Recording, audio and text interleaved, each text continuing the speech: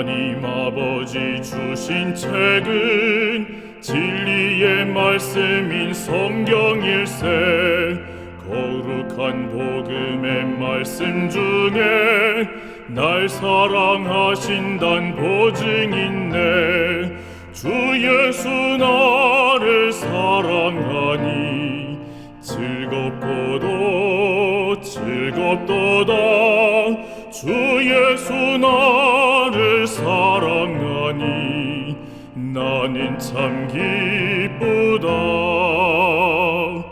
구속한 은혜를 저버리고 그릇된 세상길 갈지라도 예수의 사랑만 생각하면 곧 다시 예수께 돌아오리. 주 예수 나를 사랑하니 즐겁고도 즐겁도다. 주 예수 나를 사랑하니 나는 참 기쁘다. 구주의 영광을 바라보며 예수의 사랑을 찬양하리. 영원히 찬양할 노랫소리. 예수의 사랑이 귀하도다. 주 예수 나를 사랑하니 즐겁고도 즐겁도다. 주 예수 나를 사랑하니 나는 참 기쁘다. 주 예수 날 사랑하시오니 나 또한 예수를 사랑하네. 날 구속하시러 강림하사 십자가 고난을 받으셨네. 주 예수 나를 사랑하니 즐겁고도 즐겁도다. 주 예수 나를 사랑하니 나는 참 기쁘다.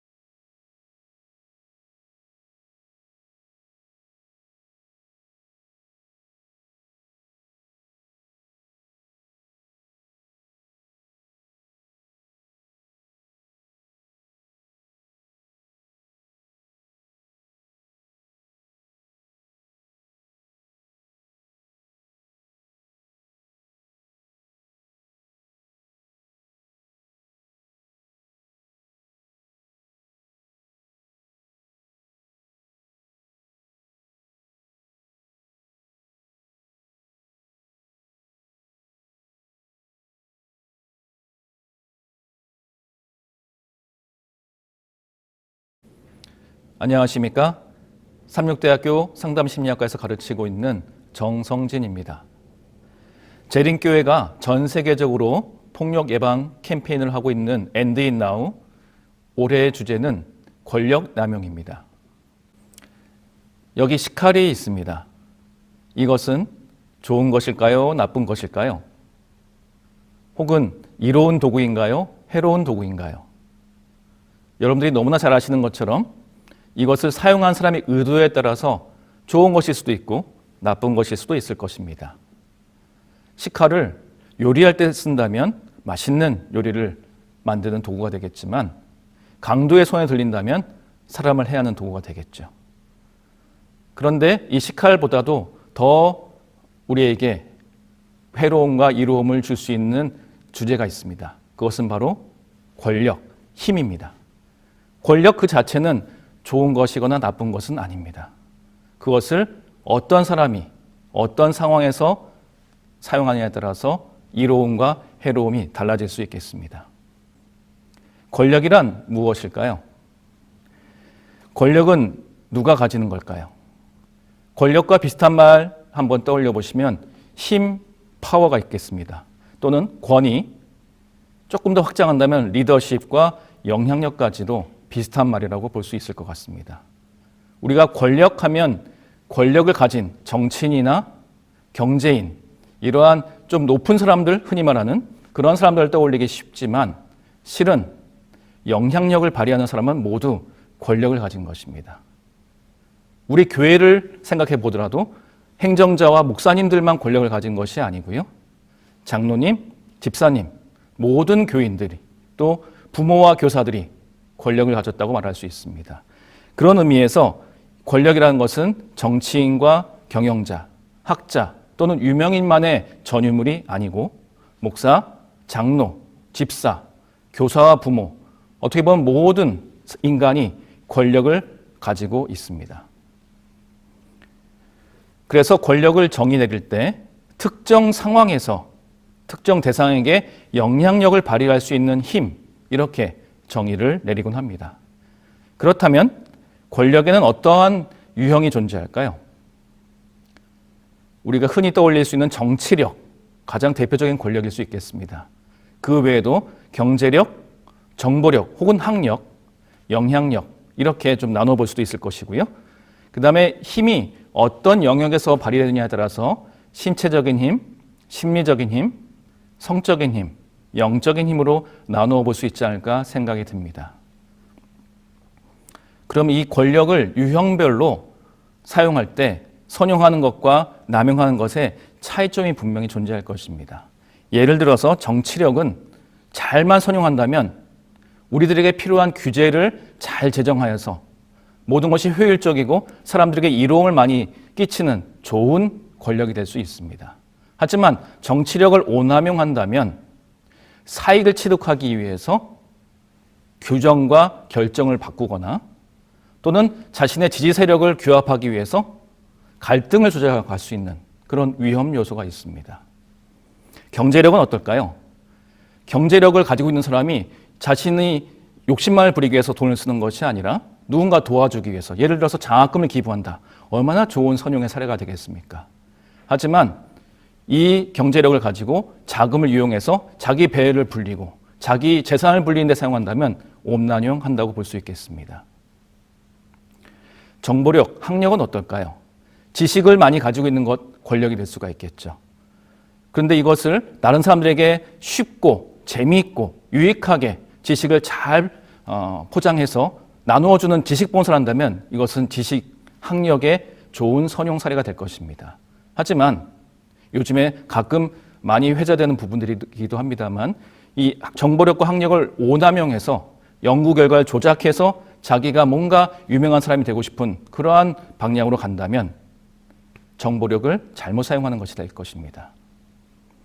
또한 요즘에는 영향력, 인플루언서란 말을 많이 씁니다. 유튜버들이 인플루언서로 활동한 경우도 요즘에 많아졌죠. 그래서 이러한 영향력을 많이 가진 사람이 선용하여서 뭔가 자원봉사를 조직하고 기부를 독려한다면 아주 좋은 권력을 사용하는 것입니다. 하지만 영향력을 잘못 활용해서 가짜뉴스를 유포해서 사람들을 혼란하게 만든다면 자신의 권력을 잘못 사용하고 있는 것이겠죠. 분야별로도 좀 생각해 볼 수 있을 것 같습니다. 신체적인 힘, 권력이 세고 몸의 크기가 커서 그런 것을 선용한다면 무거운 짐을 정리하고 다른 사람들에게 유익을 끼칠 수 있도록 힘을 쓸 수 있을 것입니다. 하지만 신체적인 힘을 잘못 사용하면 사람들에게 겁박을 주고 사람들을 위협하고 해를 끼치는 쪽으로 사용할 수도 있겠죠. 심리적인 힘은 어떨까요? 본인이 가지고 있는 정서적인 심리적인 힘을 잘 활용해서 다른 사람들의 이야기를 경청해주고 공감해준다면 많은 사람들에게 따뜻한 또 사랑, 애정을 전달할 수 있을 것입니다. 하지만 심리적인 힘을 잘못 사용하면 갑질을 하거나 요즘에 또 많이 위험하다고 알려져 있는 가스라이팅, 다른 사람들이 자신을 약하게 생각하게 만들어서 그 사람을 조장하고 조종하는 그러한 나쁜 방향으로 사용할 수도 있습니다.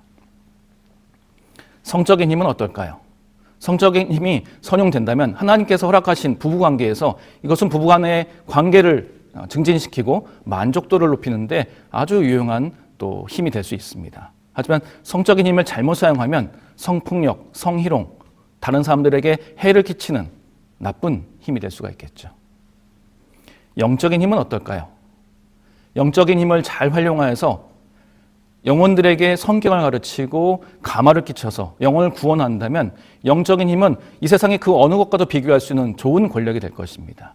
하지만 영적인 힘을 잘못 사용한다면 자신이 믿는 신념을 강요하고 겁박하고 다른 사람들이 강제로 믿도록 한다면 이것은 사람들의 자유를 빼앗는, 하나님도 자유를 허락하시는데 사람이 자유를 빼앗는 그러한 나쁜 방향으로 갈 수도 있습니다. 이처럼 권력은 선용하느냐, 오남용하느냐에 따라서 방향이 완전히 달라질 수 있겠습니다. 이 한국 정부가 갑질이 사회적 문제가 되다 보니까 정부에서 갑질의 판단 기준을 제정한 적이 있습니다. 이것을 잠시 보여드리는 이유는 우리가 일반 사회에서도 이렇게 높은 표준을 가지고 다른 사람들에게 해를 끼치고 권력을 잘못 사용하는 것에 대해서 굉장히 경종을 울리고 높은 표준을 가지고 있는데 우리 교회 안은 어떤지를 한번 반성해보자는 의미에서 보여드리는 것입니다. 잠깐 내용을 보시면 법령 등 위반 같은 경우에 법령, 규칙, 규정 등을 위반하여 자기 또는 타인의 부당한 이익을 추구하거나 불이익을 주언지의 여부에 따라서 갑질이냐 아니냐 결정을 할 수 있다고 합니다. 두 번째, 사적인 이익을 요구하는 것입니다. 우월한 지혜를 이용하여 금품 또는 향응 제공 등을 강요나 유도하는지의 여부, 사적으로 이익을 추구하는지의 여부가 또 판단 기준이 된다고 합니다. 세 번째로 부당한 인사입니다. 우리 교회 안에도 여러 기관들에서 채용 문제가 있다 보니까 이 부분도 우리가 주의해서 볼 필요가 있을 것 같습니다. 특정인의 채용, 승진, 인사 등을 배려하기 위해 유불리한 업무를 지시하는지 이런 것들이 판단 기준이 된다고 합니다. 네 번째로 비인격적인 대우입니다. 외모와 신체를 비하하는 발언, 욕설, 폭언, 폭행 등 비인격적인 언행을 하는지 이런 것들이 갑질을 판단하는 기준이 된다고 합니다. 다섯 번째로 기관 이기주의입니다. 발주기관의 부담 비용을 시공사에게 부담시키는 등 부당하게 기관의 이익을 추구하는지 이러한 여부, 물론 우리 교회 안에서는 선교 사업을 위해서 하기 때문에 이러한 것들이 관련되지 않을 수도 있겠지만 또 실업인으로서 교회에 다니시는 모든 분들 본인의 회사에서 이런 기관 이기주의가 혹시 잘못 작동되고 있지는 않은지 좀 생각해 볼 필요가 있을 것 같습니다. 여섯 번째로 업무 불이익이 있습니다. 정당한 사유 없이 불필요하게 휴일에 근무하게 한다든지 근무 시간 외의 업무를 지시한다든지 부당한 업무 배제 등을 하였는지 이런 것들이 갑질에 해당될 수 있다고 합니다. 일곱 번째, 부당한 민원 응대입니다. 정당한 사유 없이 민원 접수를 거부하거나 고의로 지연해서 처리하는 것은 갑질에 해당될 수 있다고 합니다. 우리 교회 기관이 또 교회에서 성도들이나 영혼들의 요구가 있을 때 얼만큼 신속하고 정성을 다해서 응대했는지 한번 돌아볼 필요가 있을 것 같습니다. 그 외에 의사에 반한 모임 참여를 강요하였는지 부당한 차별 행위를 하였는지 이런 것들이 갑질을 판단하는데 기준으로 작용하고 있습니다. 우리가 다니고 있는 교회에서는 어떤가요? 우리가 몸담고 있는 기관에서는 어떤가요? 이러한 갑질들이 그동안의 관행이라는 이름으로 혹시 암암리에 이루어지고 그로 인해서 피해를 보는 사람들이 있고 그 피해 보는 사람들을 민감하게 알아차리지 못해서 그들을 도와주지 못하는 그러한 환경에 우리가 있지는 않은지 돌아볼 필요가 있겠습니다. 특별히 권력과 관련돼서 한국 문화와 관련돼서 좀 우리가 생각해 볼 필요가 있습니다. 최봉영 교수님이 2006년에 발표한 논문에 나와 있는 내용을 제가 좀 요약을 해보았습니다. 우리 한국 문화가 권력을 남용한 것과 관련돼서 좀 특별한 특징이 있다는 것입니다. 한국 사회는 호혜 관계, 평등한 관계보다는 유사 신분 관계라고 해서 상하 관계가 아직도 작동하는 경우들이 많죠. 그래서 이러한 상하 관계, 수직적인 관계가 아직도 강조되기 때문에 권력 남용에 취약할 수 있다는 것입니다. 특별히 한국 문화에서 이러한 권력을 남용해서 차별하고 억압이 여전히 남아있는 이유들이 몇 가지 있는데 이 최봉영 교수님은 첫 번째로 식민지 및 군사독재의 유산이 여전히 남아있다는 것입니다. 이렇게 군국주의적 또는 독재주의적 이러한 기관 어떤 정치인들의 지배를 받으면서 인권보다는 국가가 우선되는 그러한 오랜 기간 동안의 관행에 우리가 살아왔다는 것입니다. 그래서 집단을 위해서 개인을 희생하는 것이 너무나 당연시되고 그래서 개인의 인권을 무시하는 그러한 문화가 여전히 구석구석 남아있는 부분들이 있다는 것이죠. 그래서 한국인들은 그러한 억울한 취급, 대우를 받은 것에 한이 맺혀가지고 출세를 지향합니다. 내가 출세해서 저 사람들보다 더 높은 자리에 올라가서 내가 이 한을 풀리라. 이러한 마음들을 좀 가지고 있어서요. 출세하는 것은 곧 군림하는 것이다. 권력을 쟁취해서 다른 사람들을 내려누르는 것이다. 이렇게 오해하는 경우들이 종종 있다는 것입니다. 두 번째로 유교의 차등적 윤리 규범이 잘못 작동하는 경우들이 많이 있습니다. 아까도 말씀드린 것처럼 한국인들은 여전히 수직적인 관계 문화가 많이 남아 있습니다. 그런데 위의 사람은 아래 사람들을 배려하고 돌보고 아래 사람들은 윗 사람을 잘 보필하면서 잘 돌아가면 좋은 문화가 될 수도 있지만 이것은 많은 경우에 자신의 의무는 별로 생각하지 않고 자신이 높은 자리에서 누릴 수 있는 권리만 강조하는 경우들이 많습니다. 그래서 자리가 높아질수록 더 많은 권리를 가질 수 있다는 것으로 착각하여서 다른 사람들의 권리를 별로 신경 쓰지 않는 그러한 문화가 여전히 남아있다는 것입니다. 세 번째로 한국어의 이 존칭어, 존비어 체계가 굉장히 좋은 문화입니다. 서로가 배려해 줄 수 있는 부분인데요. 이것이 잘못 사용되다 보면 권력이 높아질수록 인격도 더 커진다라는 착각 속에 다른 사람들을 하대하고 비어를 쓰는 경우들이 많아진다는 것입니다. 저도 수업 시간이나 학생들과의 만남 시간에서 학생들에게 말을 놓지 않는 습관을 좀 들이고 있습니다. 왜냐하면 이 학생들이 지금은 저보다 지식이나 나이나 어릴 수 있지만 졸업하고 나서 자기 분야에서 경력을 쌓으면 저와 동등한 분야에서 전문가 대 전문가대로 만날 그러한 잠재적인 인재라고 생각하고 그들에게 말을 하대하지 않고 존칭어를 쓰려고 노력을 합니다. 그렇게 해서 관계를 가지다 보면 좀 친밀감은 조금 적어질 수 있을지 모르지만 서로가 존중해주는 문화가 학교 다닐 때부터 잘 형성되어서 졸업하고 나서도 서로가 만날 때 존칭을 또 하면서 또 존경할 수 있고 존중할 수 있는 그러한 관계로 오래 가는 것을 제가 좀 발견하였습니다. 그래서 우리가 말을 어떻게 쓰느냐도 권력과 굉장히 깊은 관련이 있다는 것입니다. 한국인은 권력이 인격을 좌우한다고 생각하는 경향이 있습니다. 그래서 권력에 따라서 존비어가 달라지는데 이것이 권위주의와 연결될 때가 많이 있습니다.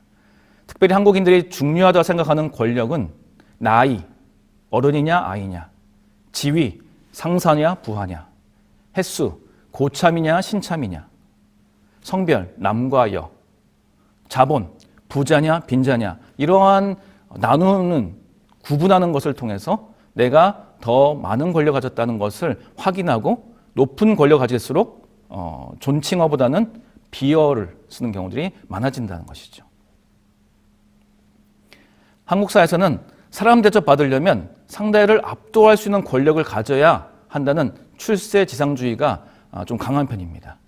한 맺힌 그러한 것을 풀기 위해서는 내가 권력을 많이 가져야 된다라고 생각하는 경향이 있다는 것이죠. 그래서 이러한 문화가 바뀌어야 되는데 지금 더 강화되고 있습니다. 특별히 세계화와 무한 경쟁 시대에 돌입하다 보니까 학교는 인격 투쟁의 승리를 쟁취하기 위해서는 뭔가 자질을 경쟁을 통해서 쌓아야 되는 곳으로 탈바꿈하고 있고요. 직장은 학교에서 그렇게 구비한 자질을 가지고 실제로 인격 투쟁을 벌여서 권력을 쟁취하는 곳으로 바뀌고 있는 그러한 현상이 보이고 있다는 것입니다. 그렇다면 우리 교회는 어떤 곳인가요? 우리 교회는 혹시 이러한 세상과 같이 권력을 쟁취하기 위해서 경쟁하는 곳, 승자만이 독식하고 패자가 존재하는 그런 곳은 아닌가요? 아니면 우리의 교회는 어느 누가 오더라도 따뜻한 환영을 받고 아무리 실수를 많이 해도 넘어졌다가 일어날 수 있는, 그리고 일어나는 것을 격려해주는 그러한 문화가 존재하고 있나요? 우리가 한번 생각해 볼 필요가 있을 것 같습니다. 우리가 이 권력을 잘 선용하기 위해서는 서로가 인격을 존중해주고 인권을 존중해주고 서로 협력할 수 있는 관계를 구축하는 것이 매우 중요하다고 학자들이 입을 모아서 말하고 있습니다.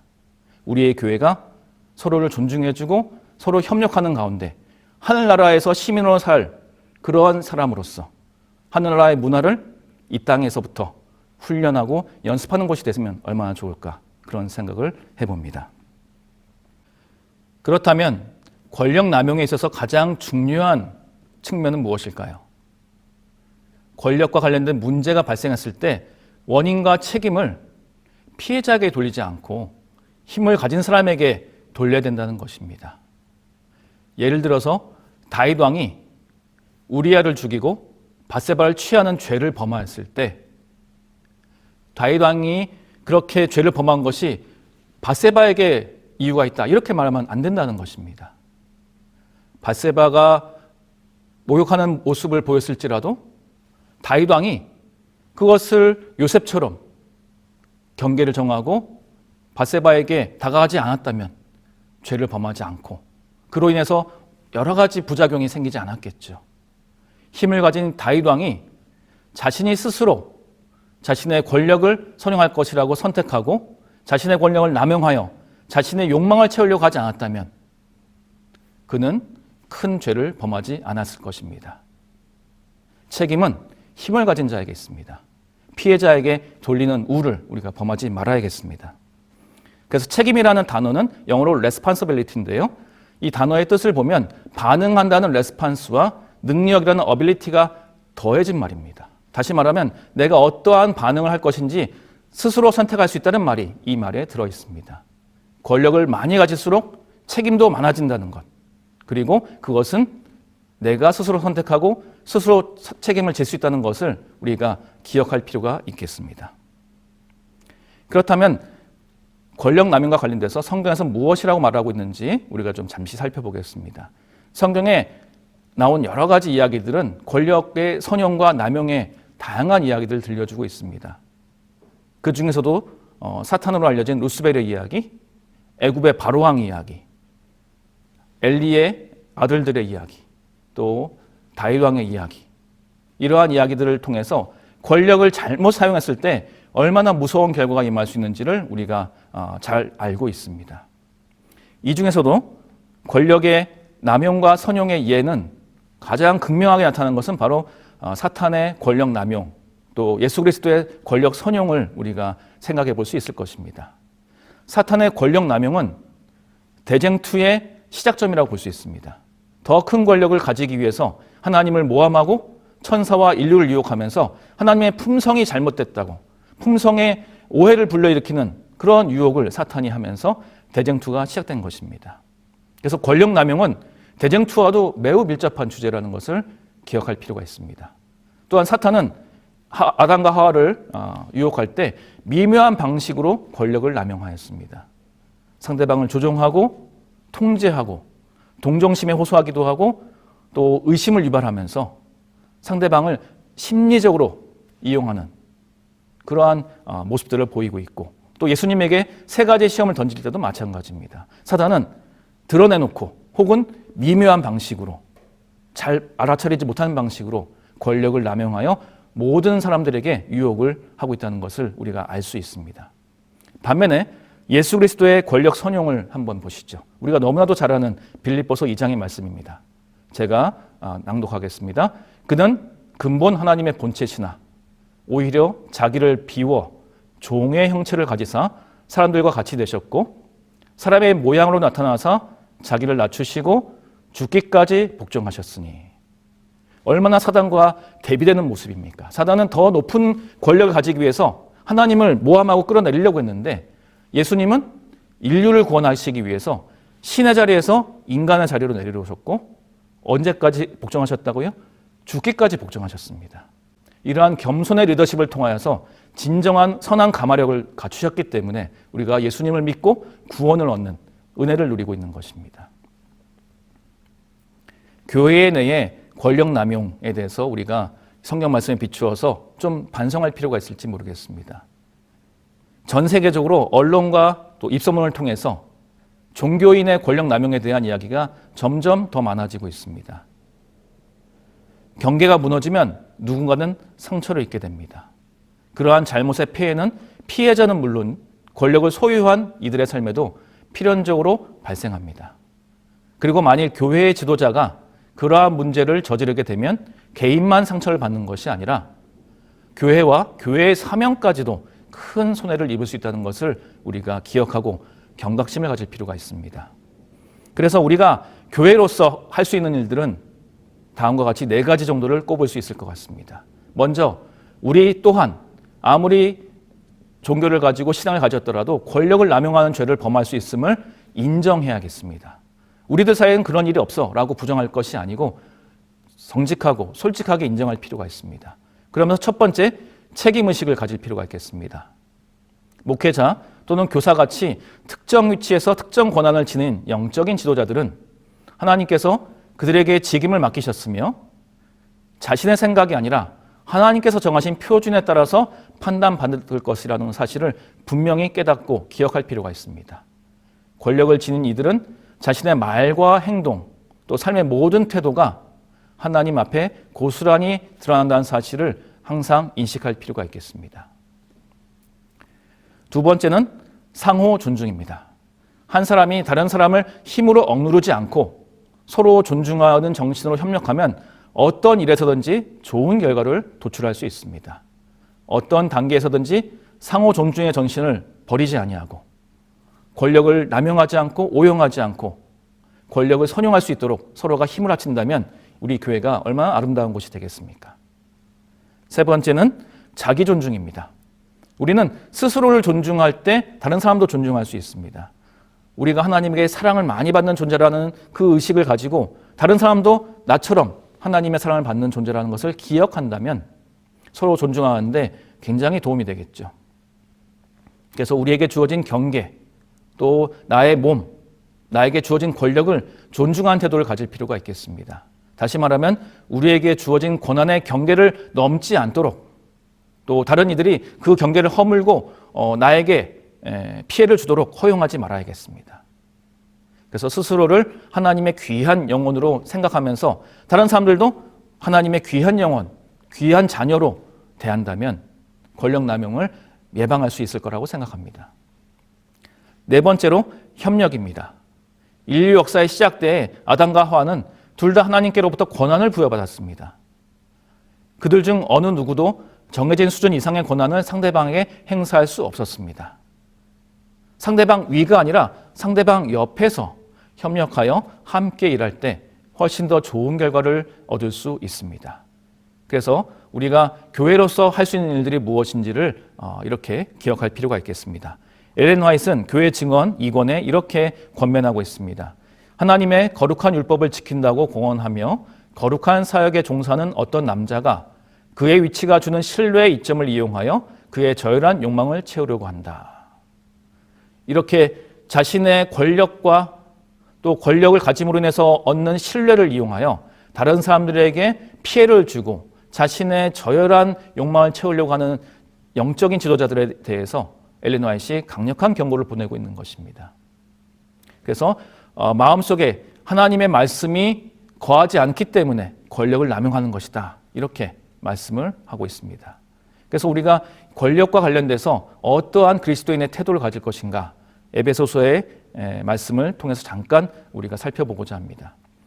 에베소서 4장 1절을 보면 이렇게 되어 있습니다. 내가 너희를 권하노니 너희가 부르심을 받은 일에 합당하게 행하여 모든 겸손과 온유로 하고 오래 참음으로 사랑 가운데서 서로 용납하고 성령이 하나 되게 하신 것을 힘써 지키라.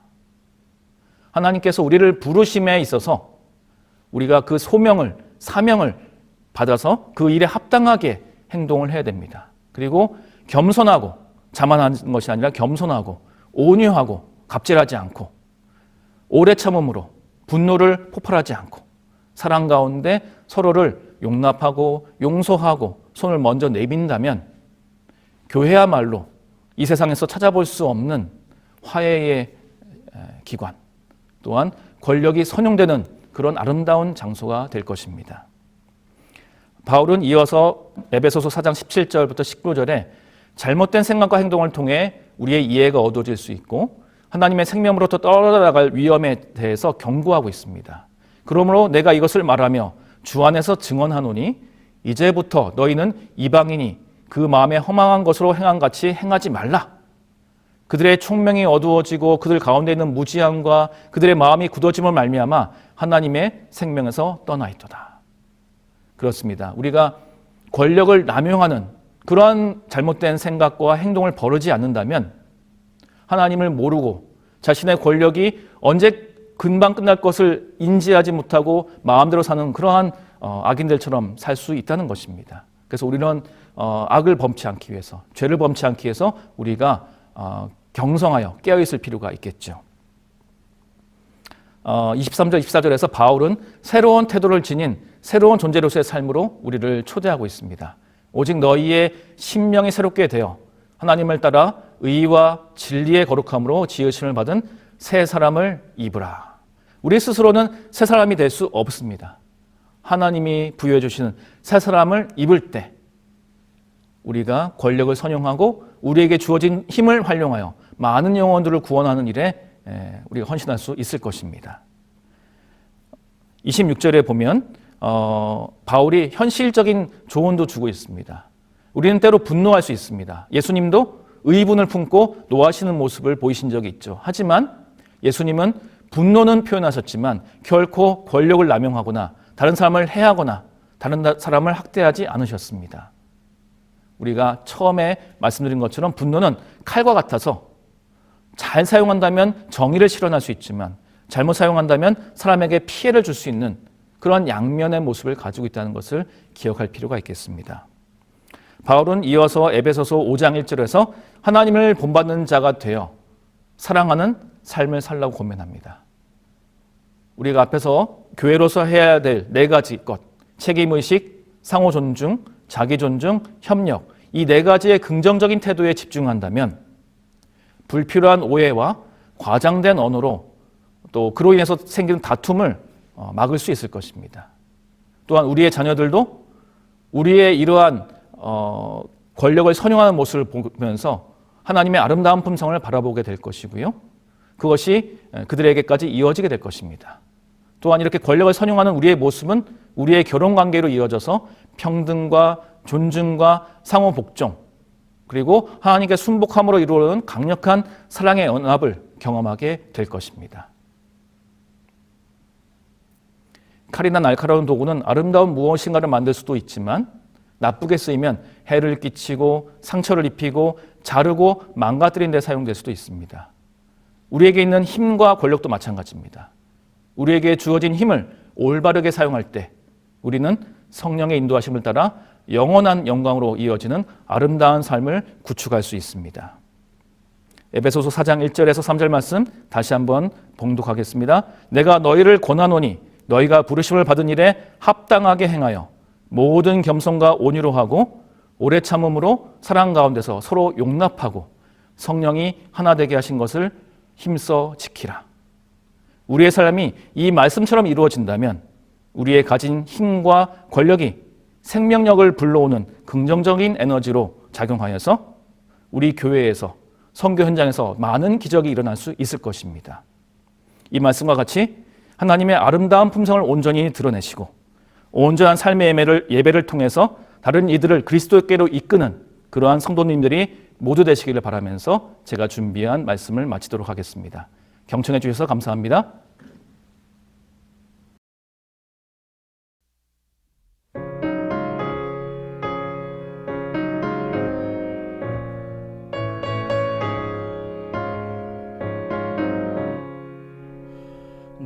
모든 시험 무거운 짐을 주 예수 앞에 아뢰이면 근심에 쌓인 날 돌아보사 내 근심 모두 맡으시네. 무거운 짐을 나 홀로 지고 견디다 못해 쓰러질 때 불쌍히 여겨 구원해 주리. 은혜의 주님 오직 예수. 내 모든 괴로움 답지는 환난 주 예수 앞에 아뢰이면 주께서 친히 날 구해 주사 넓으신 사랑 베푸시네. 무거운 짐을 나 홀로 지고 견디다 못해 쓰러질 때 불쌍히 여겨 구원해 주리. 은혜의 주님 오직 예수. 내 짐이 점점 무거워질 때 주 예수 앞에 아뢰이면 예수는 나의 구주가 되사 내 대신 짐을 져주시네. 무거운 짐을 나 홀로 지고 견디다 못해 쓰러질 때 불쌍히 여겨 구원해 주리. 은혜의 주님 오직 예수. 마음의 시험 무거운 죄를 주 예수 앞에 아뢰이면 예수는 나의 능력이 되사 세상을 이기 힘주시네. 무거운 짐을 나 홀로 지고 견디다 못해 쓰러질 때 불쌍히 여겨 구원해 주리. 은혜의 주님 오직 예수.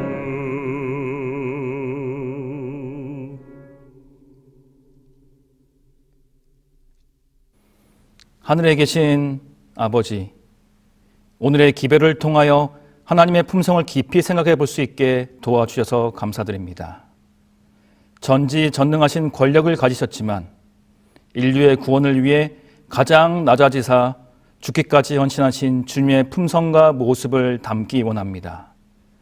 우리도 주님처럼 힘과 권력을 선용하여 영혼을 구원하고 다른 사람에게 봉사하고 교회를 세우는 그리스도인이 될 수 있도록 성령님 지도해 주시고 이끌어 주시옵소서.